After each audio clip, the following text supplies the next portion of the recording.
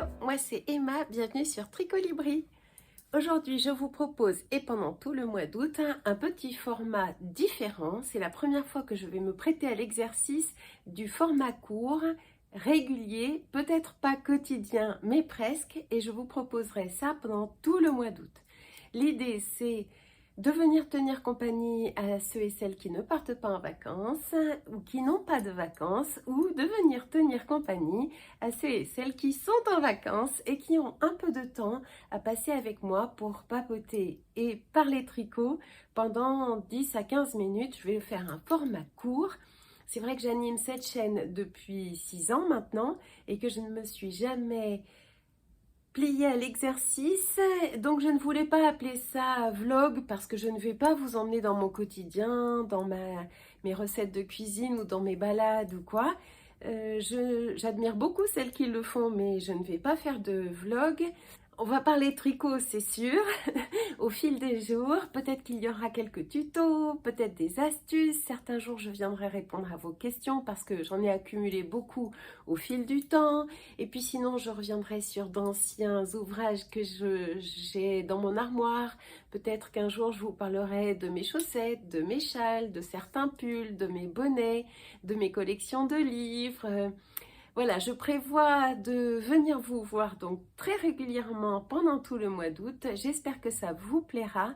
Si ça ne vous plaît pas, je comprends très bien que ce format inhabituel, qui ne sera pas un podcast habituel, puisse en déconcerter certains et certaines.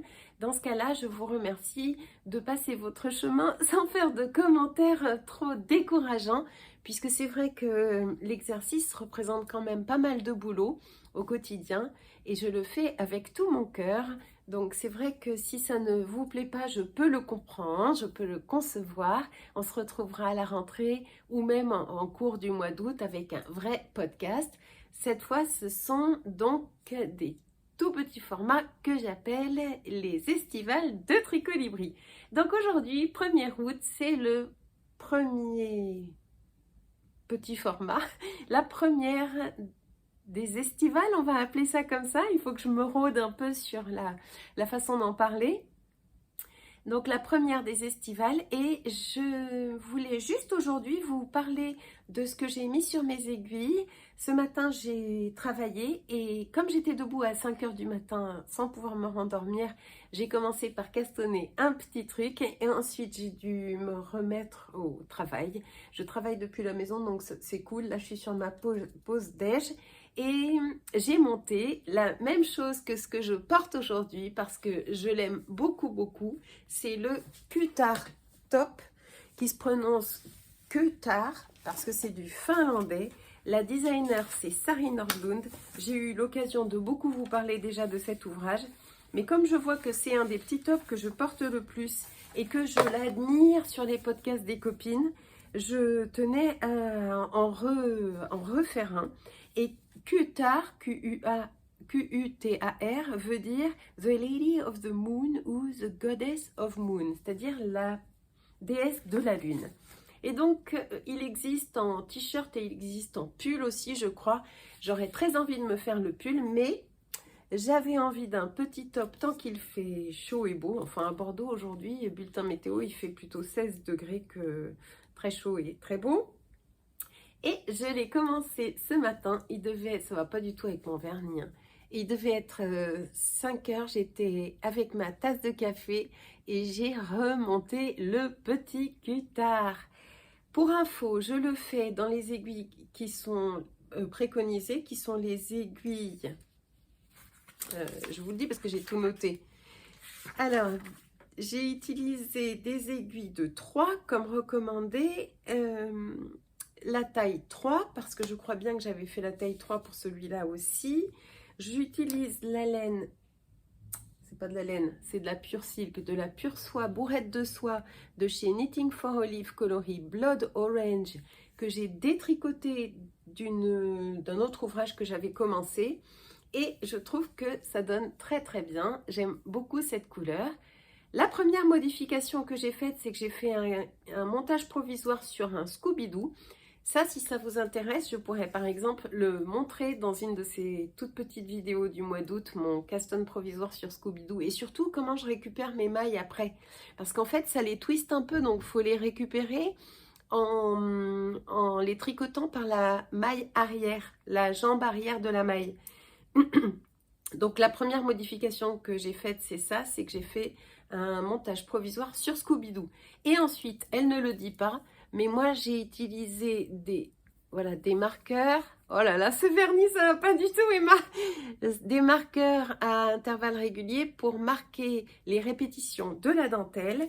J'utilise la dentelle en diagramme, comme ça, alors qu'elle existe aussi en ligne à ligne expliquée. Pour l'instant, ça se passe bien. Le seul truc que je regrette, et si vous voulez monter ce petit top, je vous recommande de le faire. Le seul truc que je regrette, c'est de ne pas avoir monté 2 fois la grille, puisque on tricote le devant et le dos de la même manière.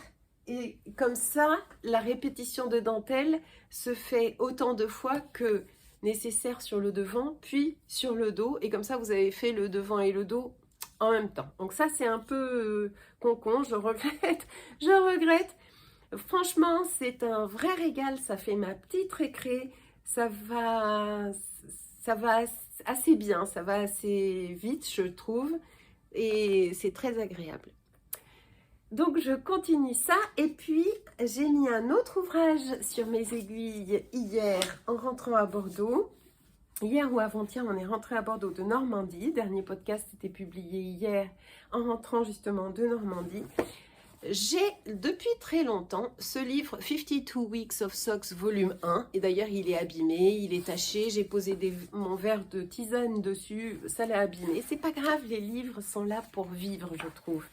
Et j'ai monté pour la première fois une paire de chaussettes à partir de ce livre. J'explique. J'ai un stock de laine à chaussettes à utiliser. J'ai tout un tas de patrons déjà dans ma Patrontech, que ce soit en format livre ou en format papier imprimé ou en format digital. Et il faut quand même que j'utilise ce que j'ai avant de rêver à faire encore autre chose, puis autre chose, puis autre chose, que je n'ai pas forcément sous la main. Et donc, j'ai dit ça, là c'est vraiment le moment d'utiliser ce livre parce que je voulais faire des textures dans des chaussettes texturées. C'est vrai que pendant le voyage en Écosse et sur la route, j'ai fait que des chaussettes très très basiques, des Vanilla Socks. Et donc j'avais envie de quelque chose d'un peu plus pointu. Hop là! Et donc j'utilise le modèle de 45 qui s'appelle The Snippet ou Just Snippet. Et c'est un patron de Helen Stewart et on peut lui faire confiance. Helen Stewart est une ponte du tricot. Et donc voilà, j'ai commencé et je vous montre ce que j'ai utilisé, ce que j'ai choisi comme laine et ce que ça donne. Premièrement, la laine que j'utilise, c'est un écheveau que j'ai mis en cake d'une laine complètement recyclée qui vient des laines paysannes en Ariège. J'avais été les voir et j'avais récupéré un écheveau de ce fil recyclé de chez Les Laines Paysannes. Là, il y a l'adresse du contact chez Laines Paysannes, mais bref. C'est une 2 fils, 390 mètres à peu près pour 100 grammes. Donc, on peut dire que c'est une fingering un peu épaisse. Et c'est tout du recyclé. 40% laine recyclée, issue des chutes de tricotage de chez eux. 30% pure laine. Et 30% polyamide recyclé. Et voilà ce que donne le patron The Snippet. Voilà. Donc là, j'utilise un contrant.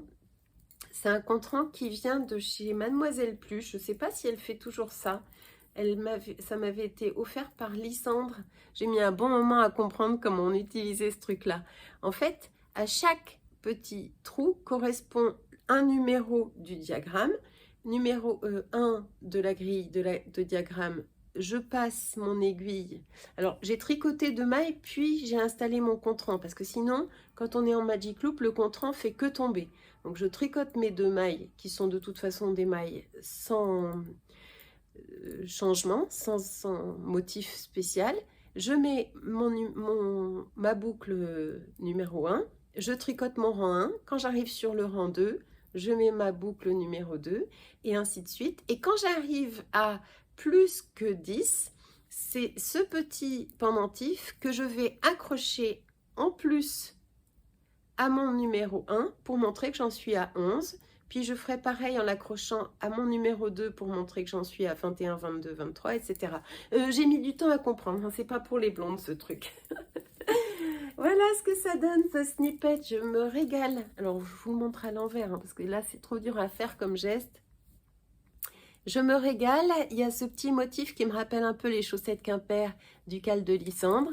Je trouve que ces variations dans la laine sont vachement sympas. C'est une laine qui est un petit peu plus épaisse et rebondie que de la fingering, mais ça ira très bien, je pense, dans mes bottines cet hiver. Je vais me les garder, elles ne vont pas aller dans ma boîte à cadeaux du tout, hein, parce que je m'applique, c'est un peu plus compliqué, il faut lire la grille, mais je me régale.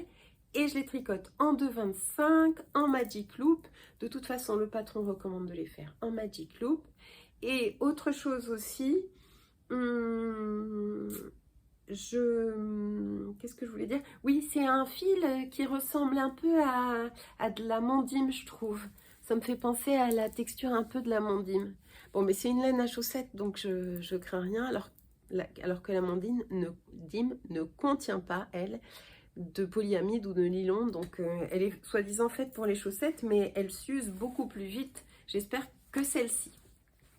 Voilà donc pour l'actu du jour sur ces estivales de Tricolibri. Je vous propose de me rejoindre au fil des jours du mois d'août pour continuer à bavarder tricot, que je vous montre mes avancées ou autre chose que mes avancées, mais des idées, j'en ai plein. Si vous en avez aussi, soumettez-les-moi, ça me fera très plaisir d'essayer de répondre à vos questions ou de fabriquer exceptionnellement des petits tutos sur des choses, des techniques dont vous auriez besoin. Et moi, ça me fera très plaisir aussi de partager mes astuces. J'en ai plein. Donc à bientôt pour les estivales de Tricolibri.